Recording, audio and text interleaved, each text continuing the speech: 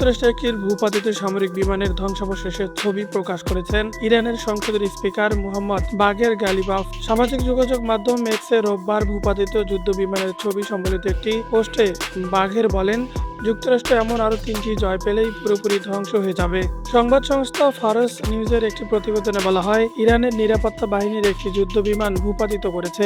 এই দাবির পরিপ্রেক্ষিতে এক্সে ভূপাতিত মার্কিন বিমানের ছবি পোস্ট করেন ইরানের স্পিকার। এছাড়া চলমান সংঘাতের মধ্যে একাধিক মার্কিন যুদ্ধ বিমান ভূপাতিত করেছে বলে দাবি ইরানের। ইরানে বিধ্বস্ত যুদ্ধ বিমানের পাইলটকে উদ্ধারের বিশেষ অভিযান চালিয়েছে যুক্তরাষ্ট্র। নিখোঁজ ওই মার্কিন পাইলটকে খুঁজে বের করার অভিযানে অংশ নেওয়া একটি C-130 বিমানও ধ্বংস করেছে ইরান। ইরানের সামরিক বাহিনী জানিয়েছে, যুক্তরাষ্ট্রের নিখোঁজ ক্রু সদস্যকে খুঁজতে গিয়ে একটি মার্কিন বিমান ভূপাতিত করা হয়েছে। দেশটির বিপ্লবী গার্ড বাহিনী জানিয়েছে, দক্ষিণ অঞ্চলীয় ইস্পাহান অঞ্চলে এই বিমানটি গুলি করে নামানো হয়েছে। তবে এসব দাবির বিষয়ে তাৎক্ষণিক কোনো মন্তব্য করেনি যুক্তরাষ্ট্র।